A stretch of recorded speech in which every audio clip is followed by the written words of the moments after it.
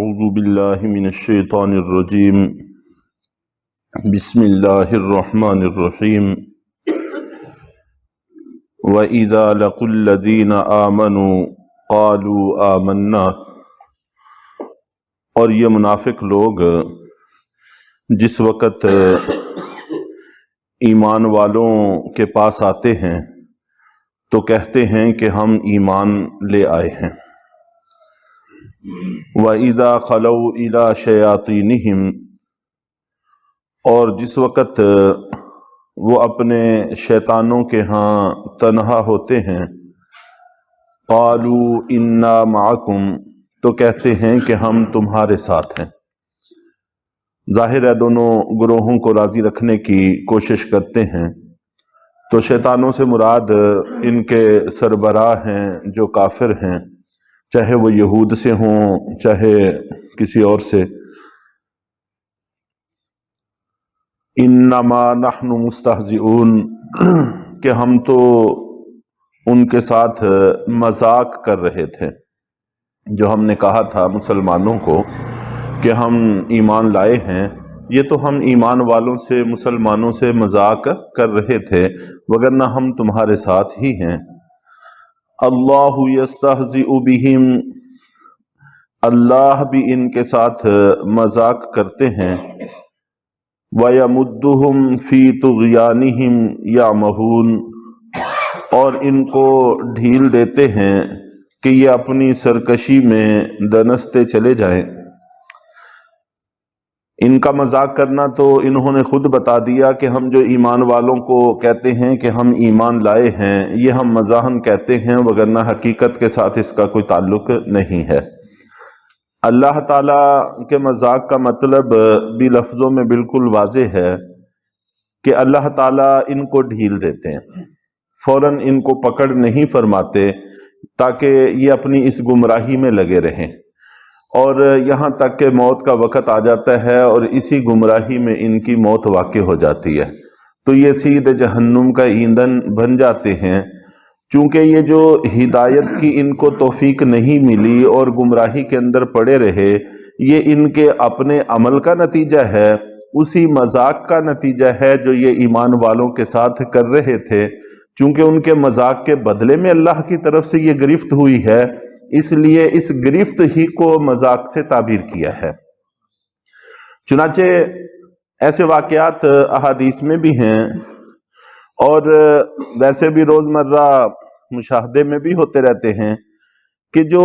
نیک اور صلحاء ہوتے ہیں، اللہ تعالیٰ چھوٹی سی غلطی پر ان کو فوراً گرفت کر لیتے ہیں اور تنبیہ کر دیتے ہیں۔ یہی وجہ ہے کہ انبیاء کرام پر اور ان لوگوں پر جو انبیاء کرام کے زیادہ قریب ہوتے ہیں، ان پر نسبتاً پریشانیاں اور مصائب زیادہ آتے ہیں۔ تو بلکہ اگر کوئی پریشانی نہ آئے تو یہ لوگ پریشان ہو جاتے تھے کہ پریشانی نہیں آئی، یہ کوئی خدا نہ خواستہ اللہ کی طرف سے ڈھیل تو نہیں ہے۔ چنانچہ صحابہ کرام میں حالانکہ اللہ کے نبی صلی اللہ علیہ وسلم ان کے اندر موجود ہوتے تھے، لیکن اس کے باوجود جہاد کے اندر کئی مواقع ایسے آئے۔ غزوہ حنین کے اندر بہت بڑی تعداد تھی مسلمانوں کی، فتح مکہ سے بھی بڑی تعداد تھی، لیکن دل کے اندر صرف اتنا سا خیال آ گیا کہ ہم 313 تھے تو تب یہ کافر ہمارے سامنے نہیں ٹھہر سکے، اب تو ہم 12-13 ہزار ہیں، تو یہ اس وقت طائف والے ہمارے سامنے کیوں کر ٹھہر سکتے ہیں۔ چنانچہ اس خیال آنے پر ہی اللہ کی طرف سے تنبیہ ہوئی اور سب لشکر کے پاؤں اکھڑ گئے اور بڑی مشکل سے دوبارہ ان کو ٹھہرایا گیا۔ تو جو صلحاء ہوتے ہیں، اللہ والے ہوتے ہیں، مخلصین ہوتے ہیں، اللہ تعالیٰ فوراً ان کو تنبیہ کر کے ان کو حقیقت کی طرف لے آتے ہیں کہ تعداد کی وجہ سے ایمان والوں کو فتح حاصل نہیں ہوتی، بلکہ یہ تو اللہ کو ساتھ لینے کی وجہ سے حاصل ہوتی ہیں، اللہ کے فضل سے حاصل ہوتی ہیں۔ پورے کے پورے لشکر پر گرفت اللہ کی آ گئی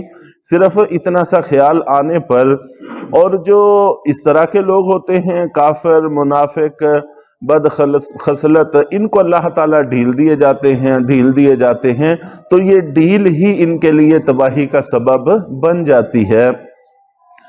اجتماعی واقعات بھی ایسے موجود ہیں، انفرادی واقعات بھی ایسے موجود ہیں۔ چنانچہ شام کی جنگوں کے اندر بھی واقعہ اس طرح کا پیش آیا کہ ایک صحابی ان کے غلام مقابلے کے لیے جانے لگے، تو انہوں نے کہا کہ تمہارے پاس زرہ نہیں ہے، اس لیے تم نہ جاؤ، میں جاتا ہوں۔ چنانچہ خود گئے اور دشمن کے پہلے ہی تلوار کے وار سے کندھا اچھا خاصا زخمی ہو گیا، اور فوراً احساس ہوا کہ میں نے جو یہ سوچا ہے کہ اس کے پاس چونکہ زرہ نہیں تھی اس لیے اس کے پاس تحفظ نہیں تھا، میرے پاس چونکہ زرہ ہے اس لیے تحفظ کا سامان ہے، تحفظ کا سامان تو اللہ کرتے ہیں۔ تو فوراً وہاں سے واپس پلٹے اور آ کر پورے لشکر کو خطاب کر کے کہا کہ کبھی کسی سامان کے بھروسے پہ نہ نکلنا، اللہ کے بھروسے پہ نکلنا۔ یعنی ایسے واقعات سے کتابیں بھری پڑی ہیں کہ معمولی سی خطا پر اللہ کی طرف سے فوراً گرفت آ جاتی ہے۔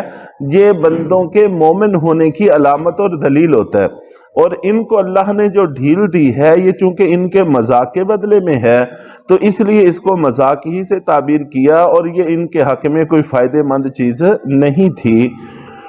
اولئک الذین اشتروا الضلالۃ بالہدی، یہ وہ لوگ ہیں جنہوں نے ہدایت کے بدلے میں گمراہی کو خرید لیا ہے۔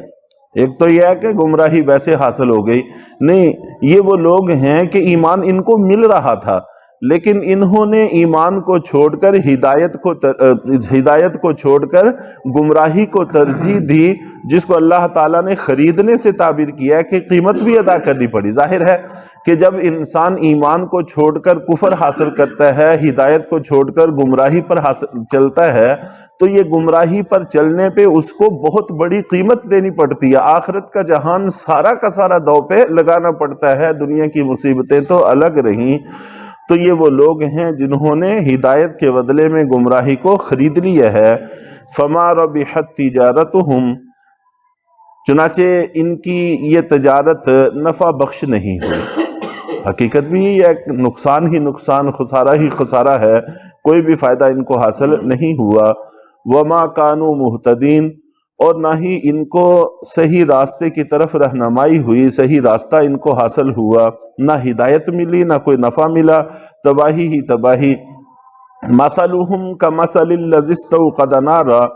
آگے اللہ تعالیٰ نے دو مثالیں ذکر کی ہیں، اور قرآن پاک میں جگہ جگہ اللہ تعالیٰ نے مثالوں کے ذریعے سے بات کو سمجھانے کی کوشش کی ہے، اور اللہ کے نبی صلی اللہ علیہ وسلم نے بھی بہت ساری مثالیں دی ہیں، اور صوفیہ اور بزرگوں کے ہاں بھی مثالوں کے ساتھ بات سمجھانے کا زبردست معمول رہا ہے جو آج تک چلا آ رہا ہے۔ تو اللہ تعالیٰ نے یہاں پر مثال ذکر کی ہے کہ ان کی مثال ایسی اس شخص کی سی ہے جس نے آگ روشن کی، فلما اضاءت ما حولہ، پھر جس وقت اس آگ نے اپنے ماحول کو روشن کر دیا، ارد گرد اچھی خاصی روشنی پھیل گئی، ذہب اللہ بنورہم، تو اللہ تعالیٰ ان کی روشنی لے گئے، یکدم ساری روشنی ختم ہو گئی، آگ بجھ گئی۔ وَتَرَكَهُمْ فِي ظُلُمَاتٍ لَا يُبْصِرُونَ، اور ان کو چھوڑ دیا ایسی تاریکیوں میں کہ اب یہ دیکھ نہیں سکتے،